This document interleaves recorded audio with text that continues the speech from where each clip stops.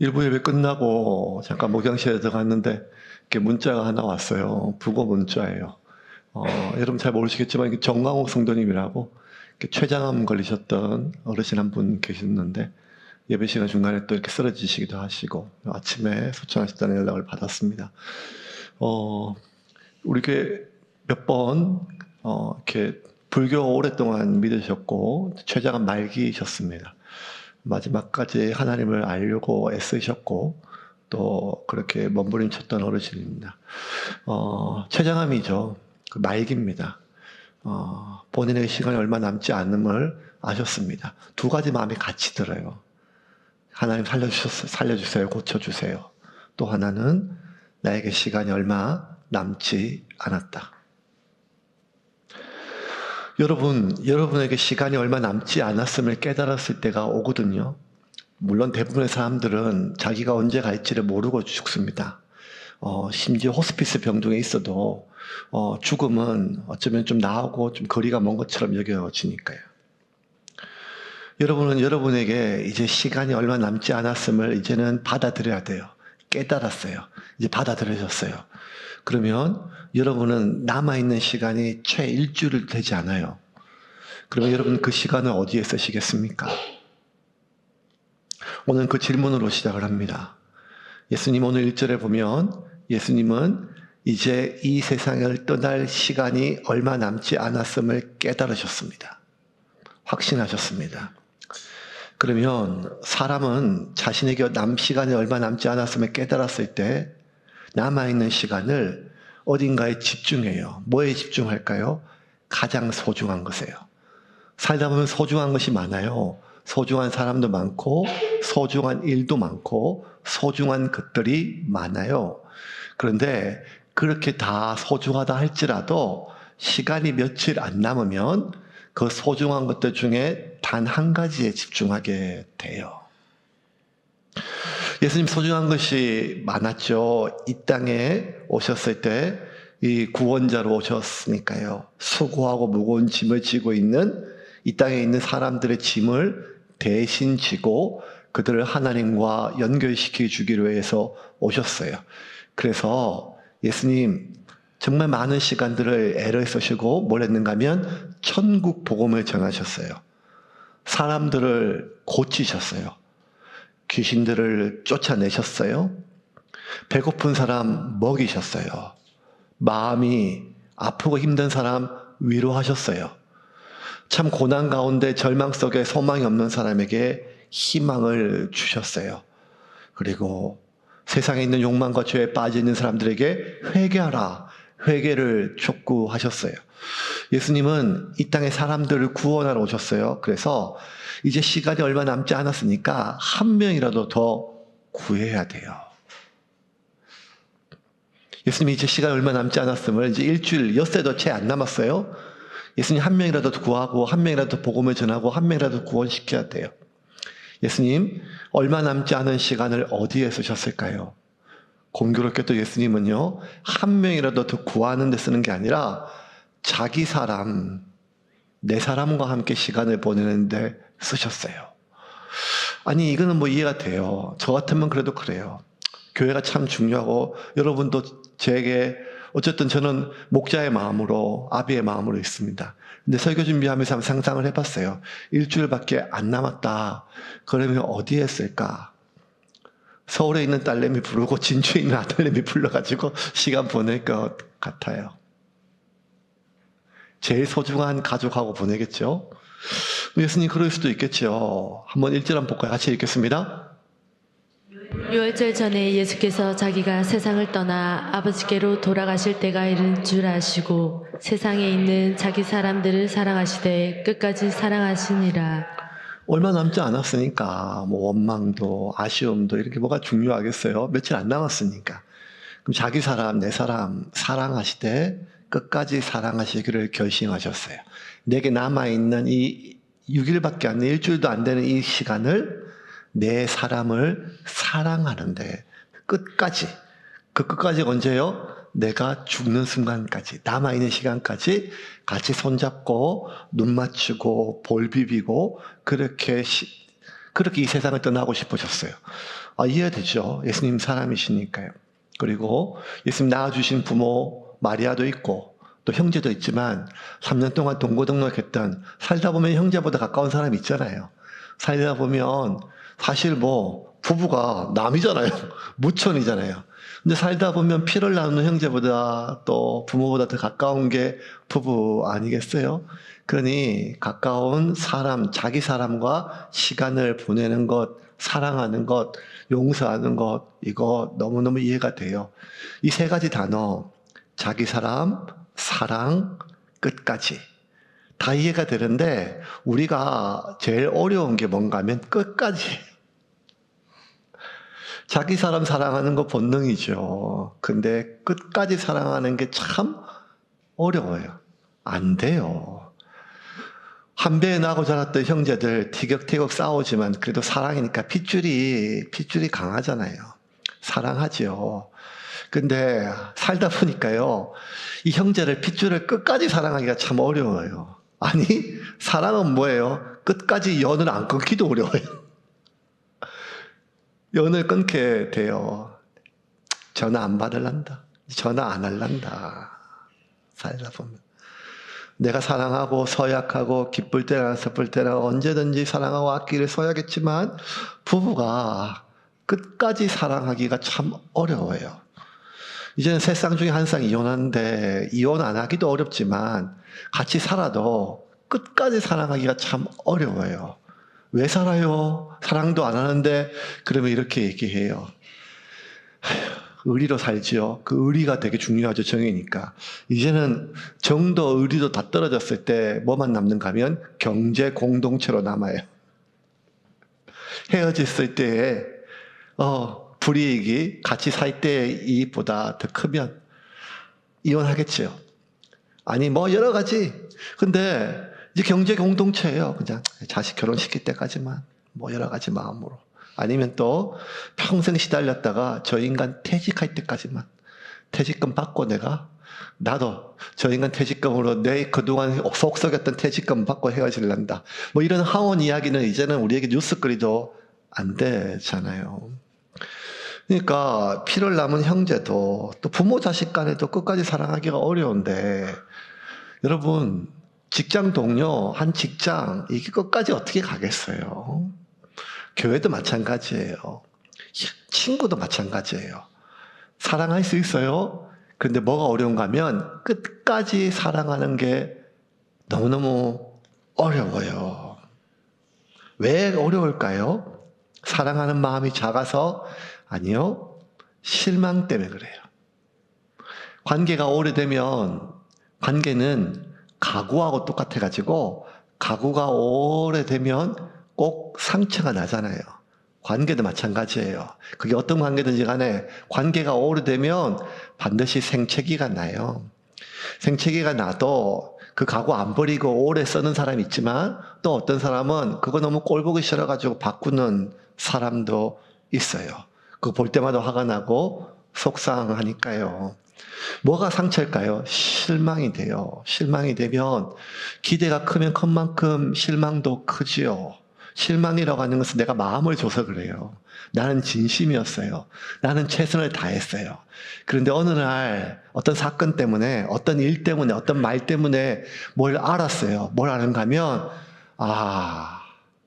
나는 나한테 진심이었는데, 나는 나한테 최선을 다했는데 나에 대한 너의 진심은 이것밖에 안 되는구나.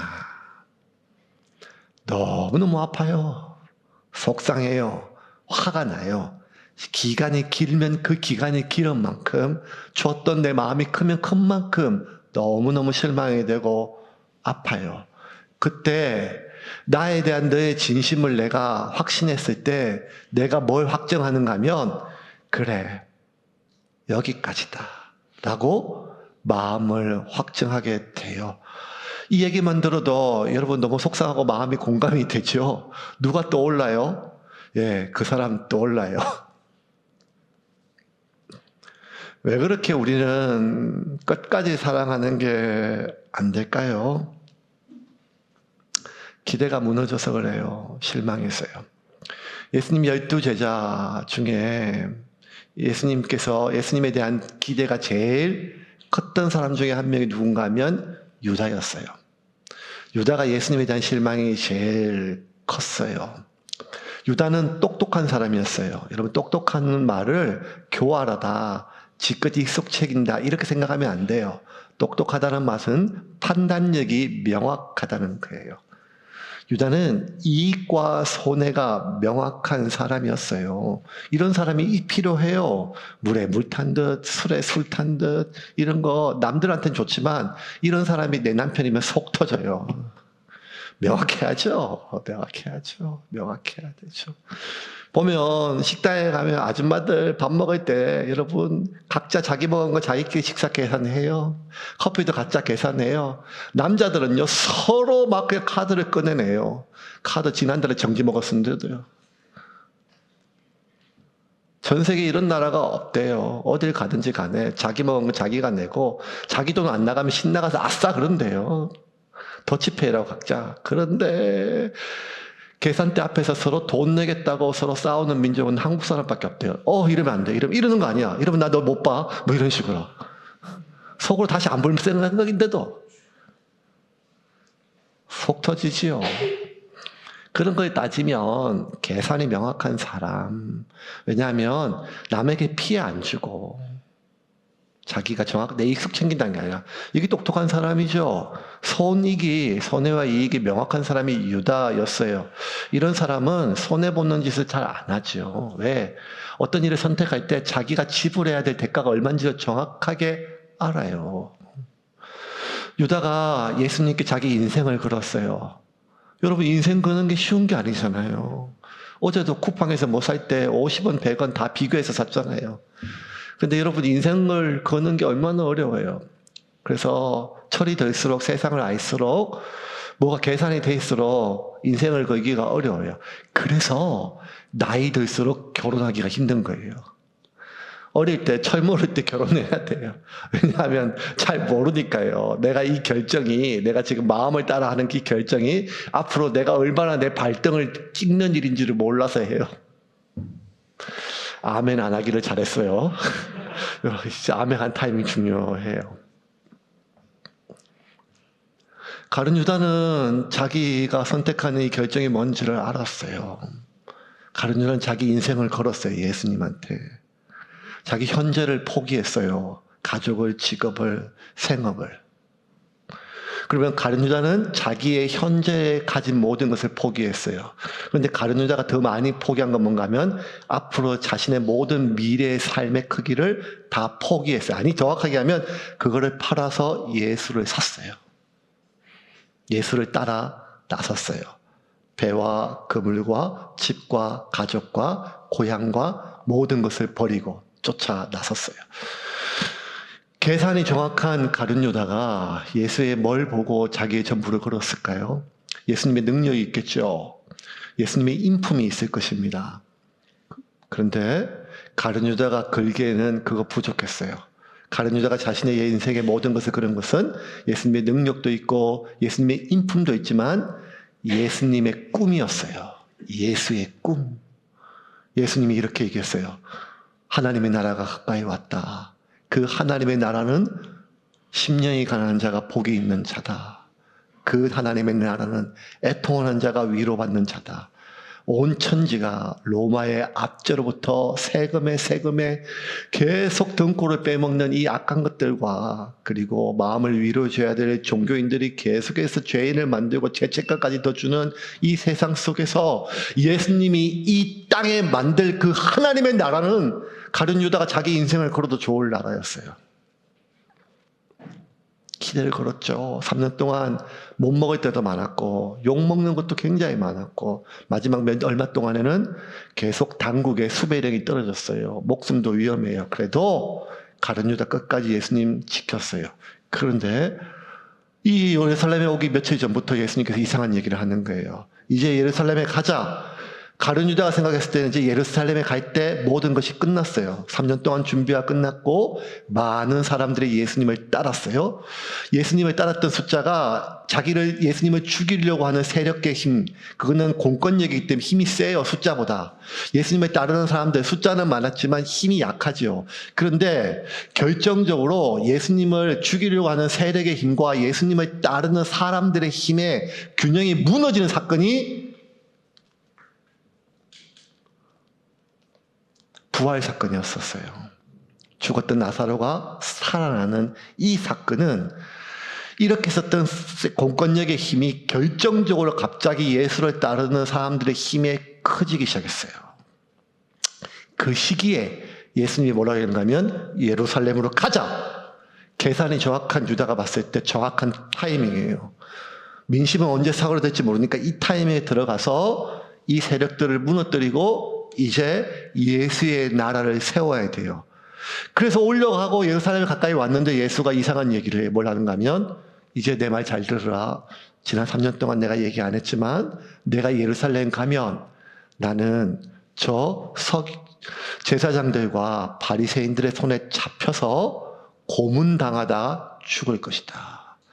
그 소리 듣는 순간 하늘이 무너졌어요. 그리고 그 뒤에 하는 예수의 말을 하나도 귀에 안 들어왔어요. 예수님이 뭔가 하면 내가 죽고 나면 난 부활할 것이고 다시 하나님의 영광을 볼 것이다. 그런데 그게 아무렇지 안 들어요. 왜냐하면 그 첫 번째 말, 나 죽을 것이다. 그때부터 가룟 유다가 마음이 무너져요.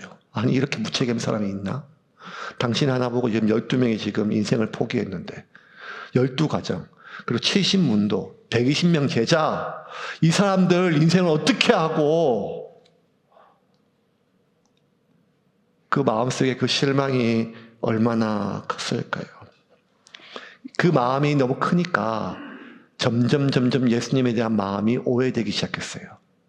그리고 예수님의 마음이 예수가 자기를 배신했다 생각하고 당신이 우리를 버리면 내가 먼저 버리겠다는 거예요. 실망감은 적개심은 배신감으로 사리로 가득 차게 되었어요. 여러분 기억하세요. 실망감과 배신감은 완전히 다른 거예요.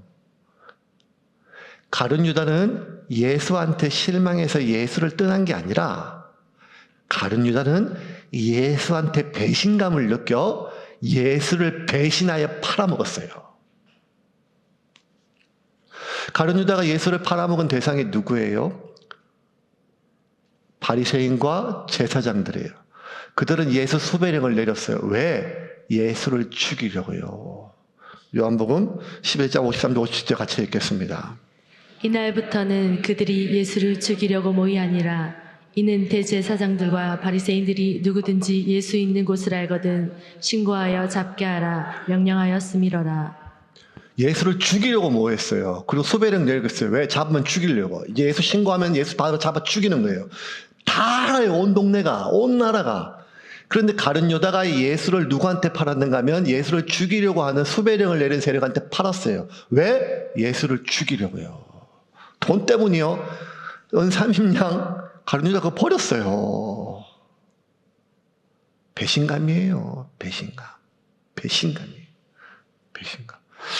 여기서 도대체 뭐가 이렇게 특별히 가룟 유다의 마음속에 배신감 갖게 찾아 실망할 수는 있지만 그리고 속상할 수 있지만 그 사람은 죽이고자 하는 마음까지 들기는 쉽지 않잖아요. 누가 이렇게 같이 직원이 들어와요. 같이 마음으로 먹어요. 우리 평생 같이 가자. 그러다가 더 좋은 회사가 나와요. 그럼 가요. 그러면 서운할 수 있죠. 배신했다. 그런데 저 새끼 저거 내가 죽여야겠다. 가는 데마다 이 사람 소문을 내가지고 그 회사에 막 떨어뜨려요. 이럴 수는 없지 않아요? 저 주정영 목사님한테 너무 실망했어요. 저한테 평생 가자고 약속했어요. 손 붙잡고. 우리 평생 가자. 마음을 줬어요. 진심이었어요. 주 목사님 저한테 평생 간다 그랬어요. 그런데 수영노교가 부르니까 바로 갔어요. 서운했죠. 실망이 컸죠. 그렇다고 내가 수영여교회 이규현 목사한테 메일 보내가지고 그 새끼 나쁜 놈입니다. 잘라야 됩니다. 이렇게 메일 쓰지 않았어요. 왜냐하면 이규현 목사님 저를 잘 모르시니까요. 서운할 수는 있지만 죽이려는 마음은 쉬운 마음이 아니고 그 죽이는 것을 실행하는 것은 더 어려운 얘기예요. 알겠죠? 주목사님 얘기는 인터넷에 안 나갔으면 좋겠네요.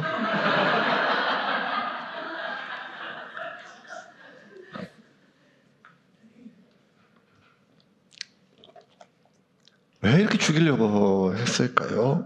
사람의 마음이 그렇거든요. 실망하고 오해도 생겨요. 근데 죽이는 마음은 쉽지 않아요. 엄마 미워! 엄마 미워! 애들 그러잖아요. 그러다가 엄마 죽일 거야. 이러지도 않잖아요. 형제끼리 싸우다가 미워 막 하다가 엄마가 버렸으면 좋겠어. 형 동생 이렇게 하다가 엄마가 네 동생 갖다 버릴게 하면 또 그때 와서 와라고 안기잖아요. 버리지 마. 이게 마음이잖아요. 근데 왜 죽이려고 했을까요? 여러분 이때는요. 모든 죽임에는 살인에는요. 사탄이 개입해요. 사단은 하나밖에 없어요. 속이고 빼앗고 죽여요. 실망한 가룟 유다에게 사단이 들어왔어요. 이제 같이 읽겠습니다. 마귀가 벌써 시몬의 아들 가룟 유다의 마음에 예수를 팔려는 생각을 넣었더라. 중요한 단어예요. 마귀. 그 다음에 데몬이라고 마귀가 있고 귀신들 이런 건 항상 복수예요. 사단의 졸개. 사탄은 단수고 마귀와 그 다음에 귀신들 악한 영들은 다 복수예요. 사단 하나, 대장 하나 있고 그 밑에 있는 건 다 계급상에 귀신도 있고 악한 영들도 있고 사탄도 있고 마귀도 있고 이런 것들이 있어요. 그 중에 하나가 뭐였나 다시 한번 읽어볼까요? 다시 한번 읽겠습니다. 마귀가 벌써 시몬의 아들 가룟 유다의 마음에 예수를 팔려는 생각을 넣었더라. 예수를 팔 생각을 넣었어요. 실망하고 오해했던 마음속에. 여러분 우리 안에 세 가지 생각이 있어요. 첫 번째 내 생각이에요. 제가 하는 생각들 대부분이에요. 두 번째 생각은 성령의 생각이에요. 성령의 생각이에요. 와, 이번에 공통이 생겼는데 이거 내가 잘 됐다. 이번 여행 가야겠다. 이렇게 마음 먹었는데 갑자기 어느 힘들고 어려운 사람 마음이 생겼어요. 지난주 김관수 목사님 말씀 들었잖아요. 풍에. 그러다가 이거 내가 그래 저 가정 우리가 돌봐야겠다. 이런 마음, 이런 거 기특한 생각. 원래 내가 그런 일 하던 사람 같으면 이렇게 션 같은 연예인처럼 기부대장 같으면 그런 내 생각인데 나는 그런 생각 잘 안 하는데 이런 생각이 들었어요. 그러면 그거 성령님 주신 생각이에요. 그 성령님 주신 생각을 또 막 그냥 사탄아 떠나라. 이 돈은 내 거다. 이렇게 하면 안 돼요. 이렇게 하면 안 돼요. 첫 번째 내 생각, 두 번째는 성령님의 생각이 있어요. 좋은 생각들이에요. 좋은 생각이에요. 세 번째는요, 이 사탄이 주는 생각이 있어요. 상당히 많아요.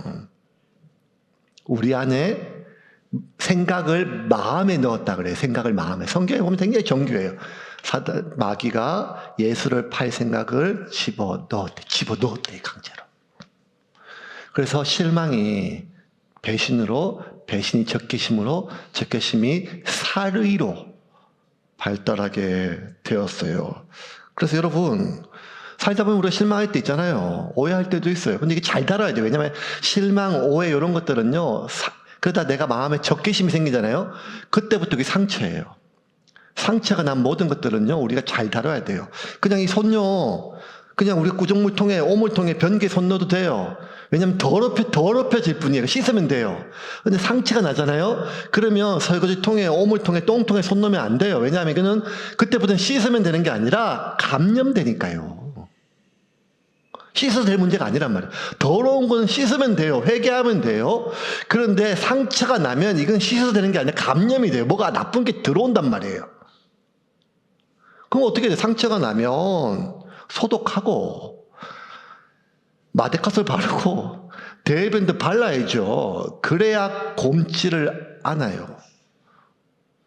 그런데 진짜 성경을 공부하고 또 사람의 마음을 공부하고 이런 것들 다 공부하니까 마음의 메커니즘과 몸의 메커니즘이 소스라치게 놀랄 만큼 똑같아요. 1도 안 틀려요.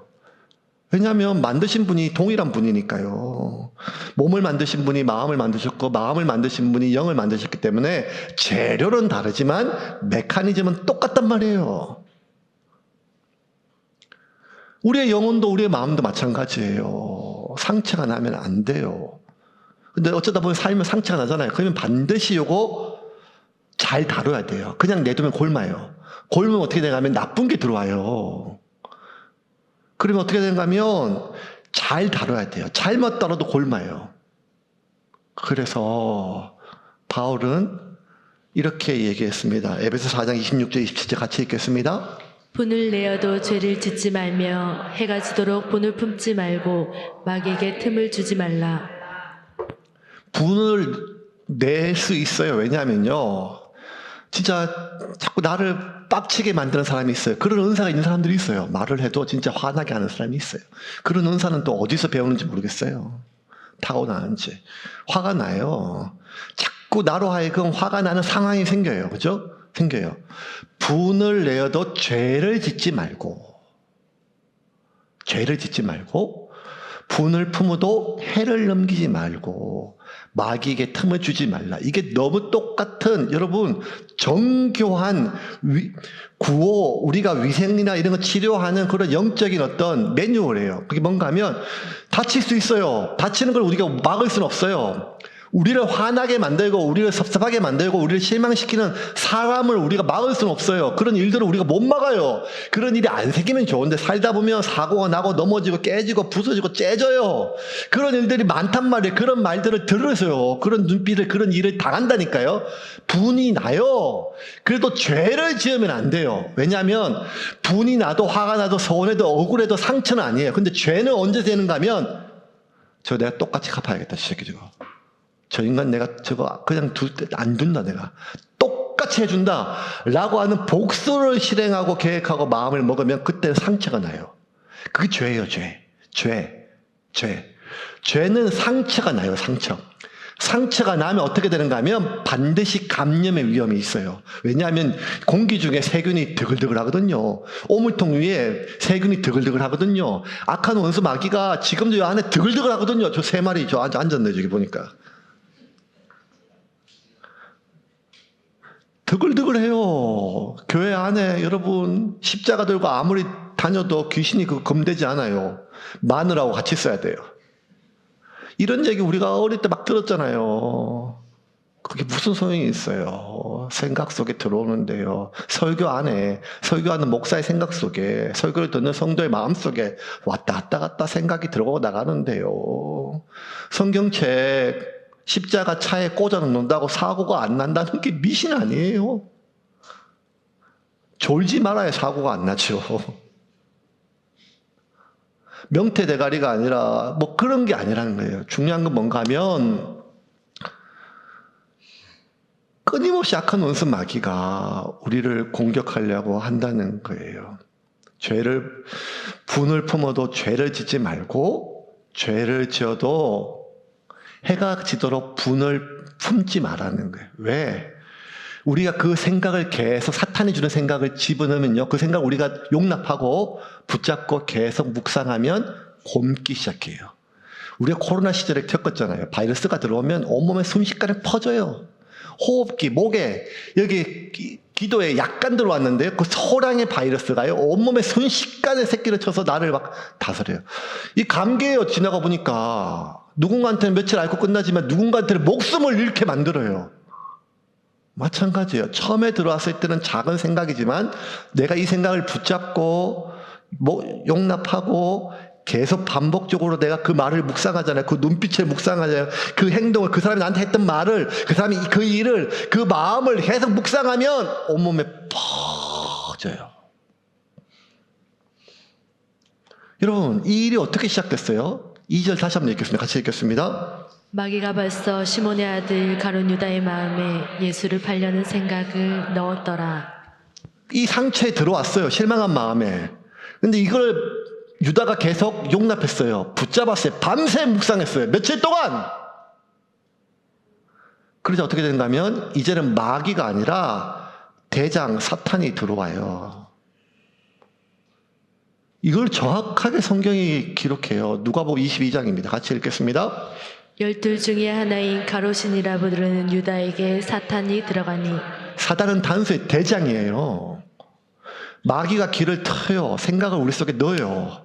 그걸 우리가 반복적으로 우리를 잘 다루고 치료해야 되는데 그렇지 않고 내가 그냥 놔두면 죄는 반드시 감염된다니까요.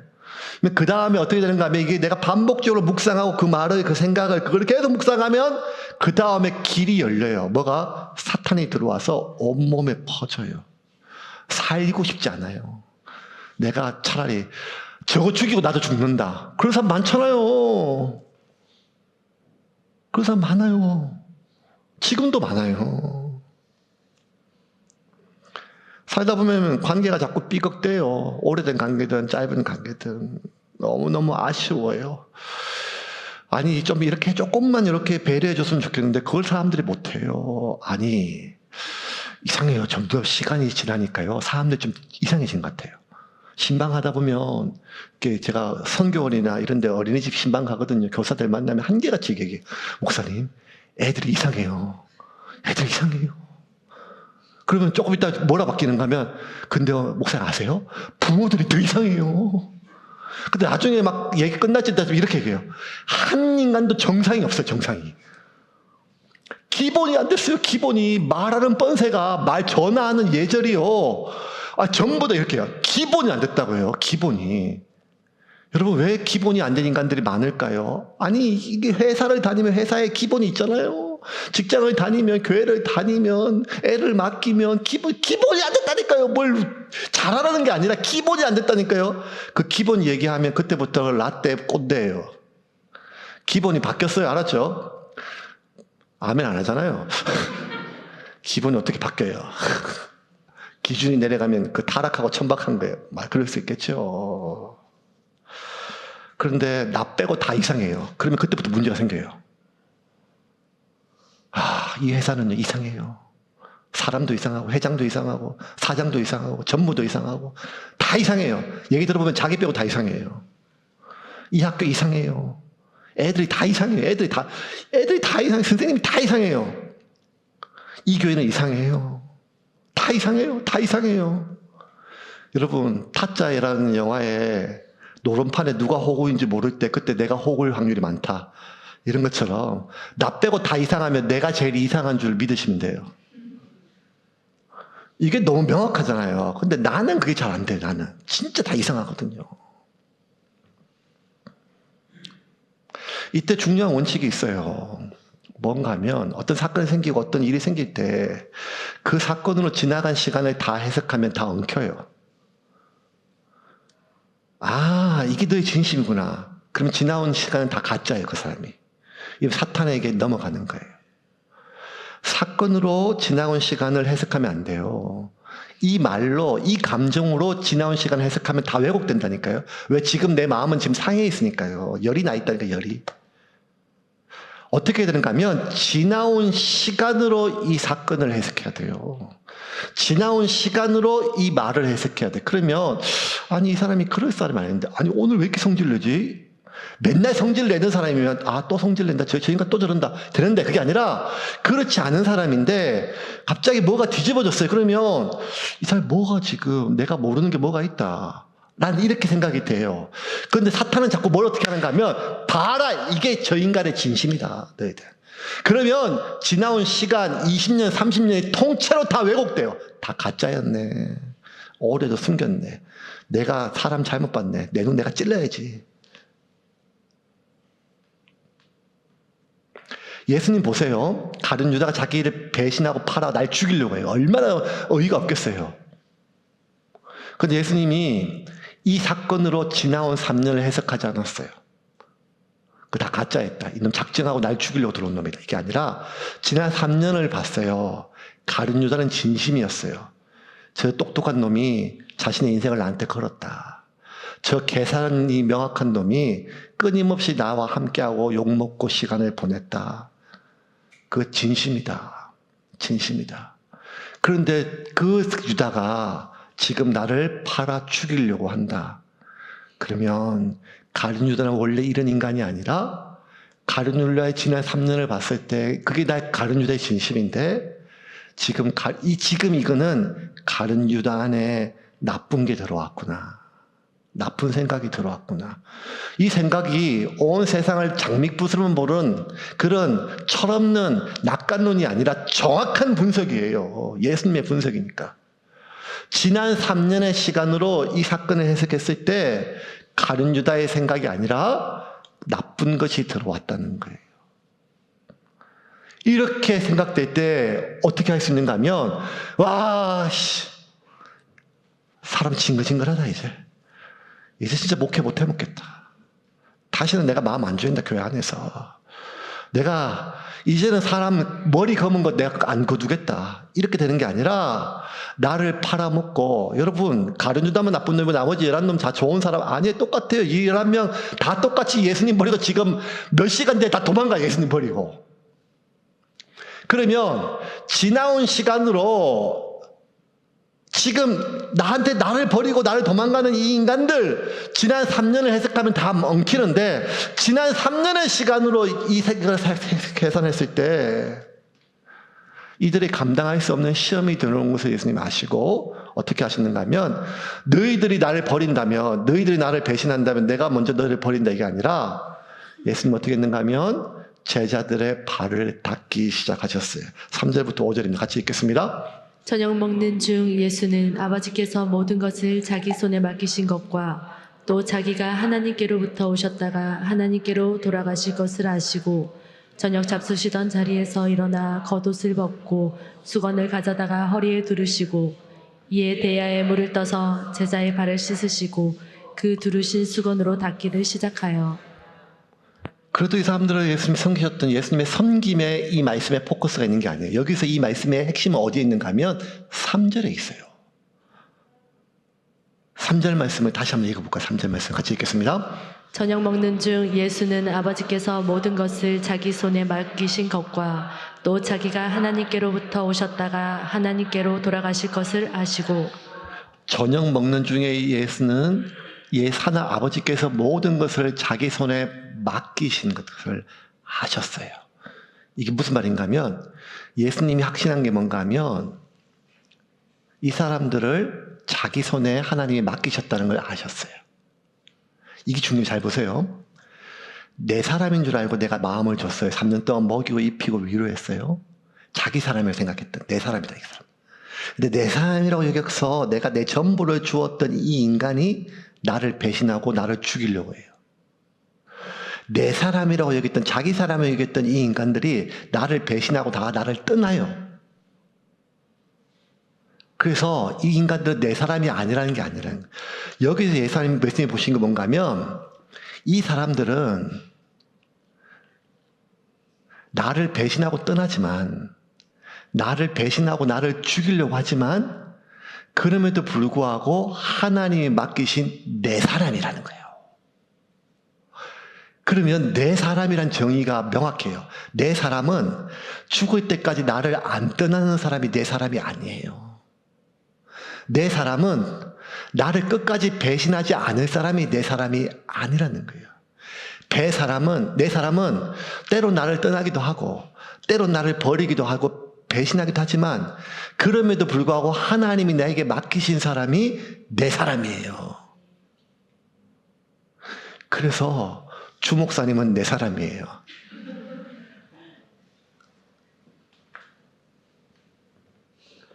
여러분 이게 얼마나 중요한지 몰라요.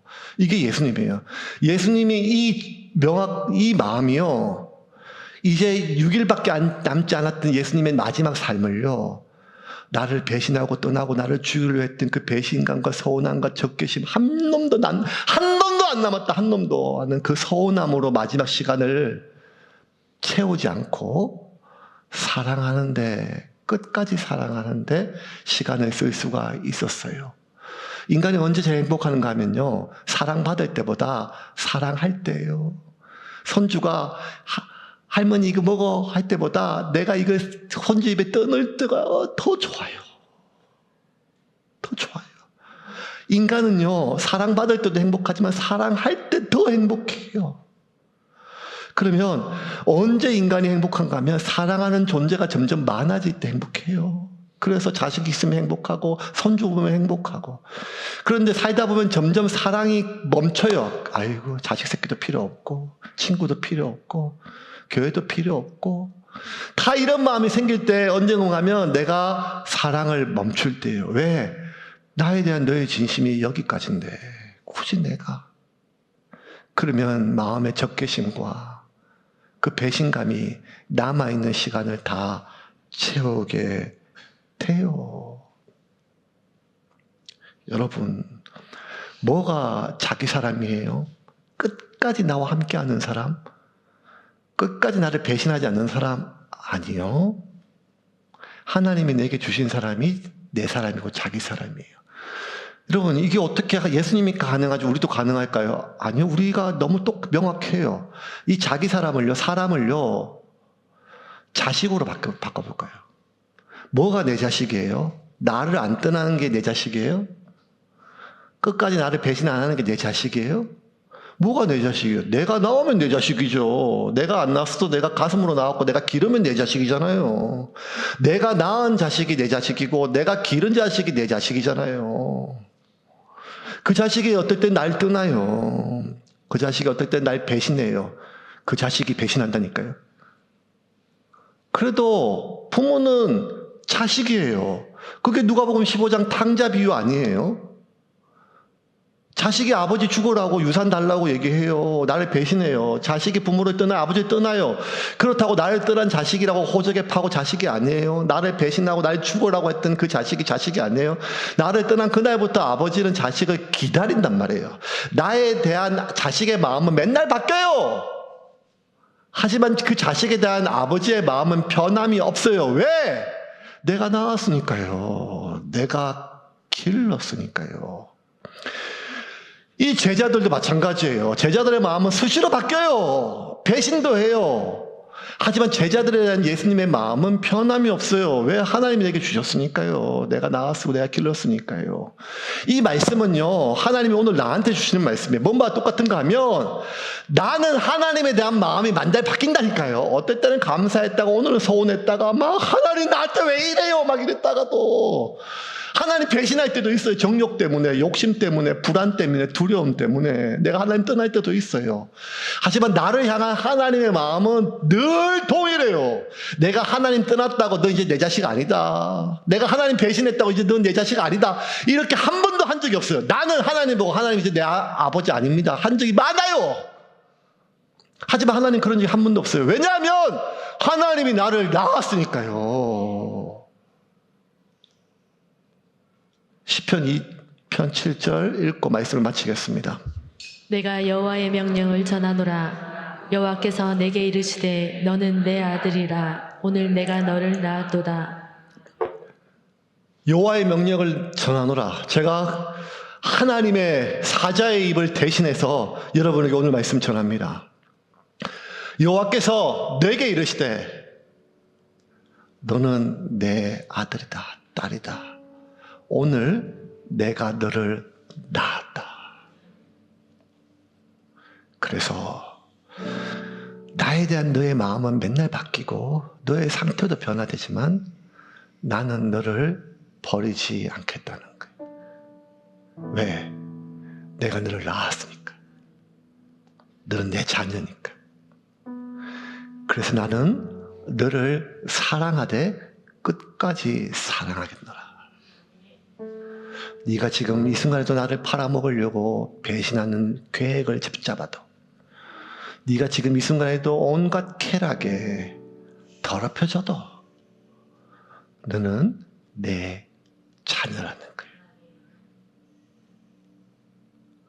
이 말씀을 여러분 한 주 동안 묵상하기를 주님의 이름으로 축원합니다. 2026년 새움교회는 묵상입니다. 말씀에 나를 맡겨야 돼요. 자꾸 내가 분이 나는 일이 생긴다니까요. 자꾸 내가 분이 나는 사람이 생겨요. 그 말들이 들리고 그 눈빛과 생각들이 내 마음을 안 떠난다니까. 내 마음인데 내 마음대로 안 돼요. 이 생각이 내 마음대로 안 돼요. 온갖 험한 생각, 온갖 생각들, 소설들이 막 왔다 갔다 해요. 그때 오늘 이 말씀을 기억했으면 좋겠습니다. 1절 말씀. 일주일 동안 여러분 묵상하세요.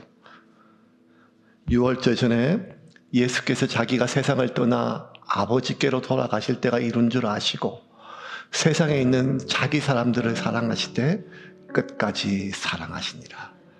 누가 자기 사람이라고 해요? 나를 안 떠나는 사람, 나를 배신 안 하는 사람이 아니라 아버지가 나한테 맡기신 사람입니다. 살다 보면 자식도 내 품을 떠나요. 살다 보면 다 떠나고 배신할 때가 있어요. 그렇다고 내 자식이 아니에요. 내가 그 사람을 자식으로 여기는 한 나는 사랑할 수 있고 그를 사랑하는 한 내 마음은 사랑으로 채워져요. 그런데 여기까지 다 하고 우리가 사랑을 포기하는 순간 내 마음은 분노와 서운함과 적개심으로 더럽혀집니다. 우리에게 남겨진 시간이 얼마 없어요. 그 시간을 무엇으로 채울까요? 여러분, 하나님은 사랑이십니다. 사랑이십니다. 하나님의 사랑이십니다. 뭐가 거룩함일까요? 거룩함의 정결함이 거룩함이 아니에요. 거룩함은 하나님다움, 성스러움은 하나님다움이에요. 그 하나님을 우리가 수많은 단어로 얘기하지만 하나님을 담을 수가 없죠. 하늘을 두루마리 삼고 바다를 먹물 삼아도 하나님을 표현할 수 없어요. 그 하나님을 어떻게 하나님의 거룩하심과 하나님의 무한하심과 하나님의 전능하심과 하나님의 인자하심과 하나님의 자비로우심과 하나님의 그 능력을 우리가 어떻게 인간의 언어로 담을 수가 있어요. 그럼에도 불구하고 하나님을 단 한 단어로 담았던, 인간의 언어로 담았던 유일한 단어가 하나님은 사랑이시라. 그러므로 거룩을 가장 크게 무너뜨리는 것은 음란도 교만도 거짓도 아니라 사랑을 멈추기를 결정하는 것입니다. 이 일을 위하여 사단은 지금도 부부애를, 부모와 자식을, 형제를, 친구를, 우리 주변에 있는 수많은 관계들에게 너는 여기까지다라고 관계를, 사랑을 멈추게 하기 위하여 우는 사자와 같이 다닙니다. 결심으로 되는 것이 아닙니다. 이번 한 주 이 말씀을 붙들고 내가 하나님께 그렇게 사랑받는 존재임을 기억하시고 그 사랑의 능력으로 이번 한 주를 살아가기를 주님의 이름으로 축원합니다.